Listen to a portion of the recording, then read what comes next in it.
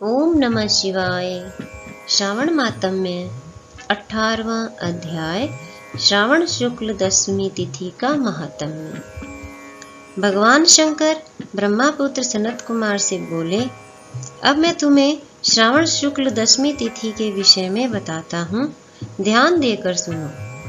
श्रावण शुक्ल दशमी को व्रत का शुभारंभ कर वर्ष के प्रत्येक माह की शुक्ल पक्ष की दशमी तिथि को व्रत रखना चाहिए।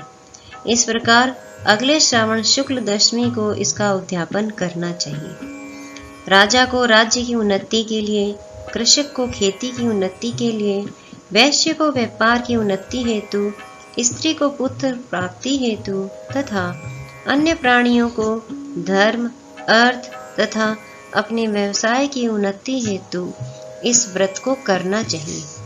इस व्रत को आशा दशमी व्रत कहा गया है। जिसको भी किसी प्रकार का दुख हो तो इसके निवारण के लिए श्रावण शुक्ल दशमी की रात को स्नान कर व्रत का शुभारंभ करें। रात को दशों दिशाओं को फूल, पल्लव, चंदन या जौ के आटे द्वारा अपने घर के चौक को अंकित करके वाहन सहित स्त्री चिन्ह द्वारा चिन्हित करके घी से तैयार किया हुआ नैवेद्य देकर अलग अलग दीपक देना चाहिए। इसके बाद ऋतु के फल देकर अपने मनोरथ को इस प्रकार स्पष्ट करना चाहिए, मेरी आशा पूर्ण हो, मेरा मनोरथ पूर्ण हो, मेरा कल्याण हो। इस प्रकार प्रति मास निरंतर व्रत करना चाहिए और ब्राह्मणों को दक्षिणा देनी चाहिए। वर्ष की समाप्ति पर इसका उद्यापन करना चाहिए। सोने चांदी की 10 दिशा रूप देवताओं की प्रतिमा बनवाकर अपने सगे संबंधियों के साथ स्नादि करके अपने घर के आंगन में भक्ति भाव से दिशाओं का क्रमशः आवाहन, स्थापन तथा पूजन करनी चाहिए। दिशाओं के मंत्र इस प्रकार है। ऐन्द्री दिशा 10 दिशा रूप देवता, सुर तथा असुर नमस्कृत इस संसार का स्वामी इंद्र आपके पास निवास करता है, आपको नमस्कार करता हूँ। हे अग्नि, अग्नि देवता के रहने से आप आग्नेयी कही जाती हैं। आप तेज रूपी पराशक्ति हैं, अतः हे आग्नेयी, आप मेरे लिए वरदायिनी हो। हे यामिये, धर्मराज आपके सहारे इस सारे संसार को चलाते हैं, इसलिए आपको संयमनी कहते हैं। हे संयमनी, आप मेरे लिए उत्तम कार्य प्रदान करने वाली हैं।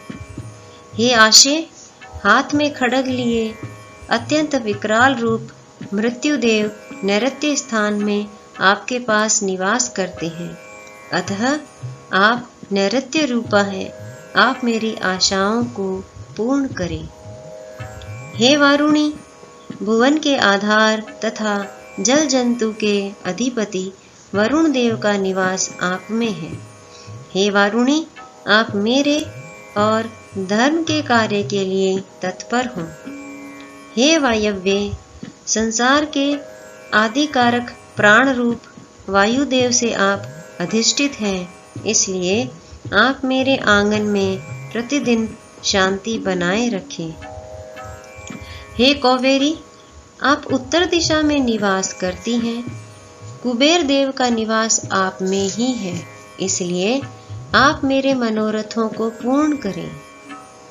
हे ईशान्यी, आप जगदीश शंभु से अलंकृत हैं। हे देवी, मेरे मनवांछित कार्यों को परिपूर्ण करें। आपको नमस्कार है, नमस्कार है। सारे विश्व के ऊपर निवास करने वाली सदैव कल्याणदात्री सनक, नंदन, सनातन और सनत कुमार आदि मुनियों के साथ रहने वाली आप सदा मेरी रक्षा करें, मेरी रक्षा करें।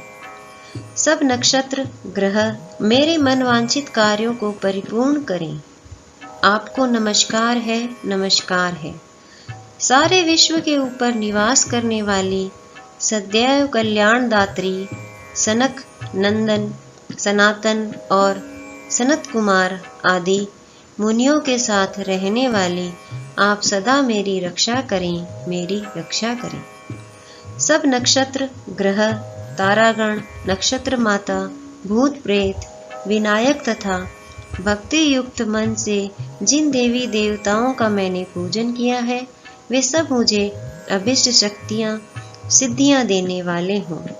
सर्प तथा नेवले से नीचे के लोक में आप सेवित हैं, अतः आप मेरे ऊपर नाग तथा नाग कन्याओं के साथ प्रसन्न हो। उपरोक्त मंत्रों को बोलकर पुष्प, धूप आदि द्वारा अर्चन करके अलंकार, वस्त्र और फल निवेदन करने चाहिए। रात को जागरण करना चाहिए। प्रातःकाल दोबारा प्रतिमा की पूजा करके उसे ब्राह्मण को दे देना चाहिए।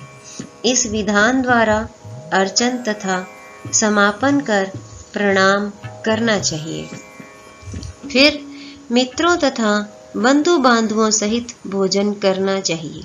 इस प्रकार आदर पूर्वक जो दशमी का व्रत करता है उसकी सब इच्छाएं पूरी होती है। यह सनातन व्रत विशेष रूप से स्त्रियों के लिए है।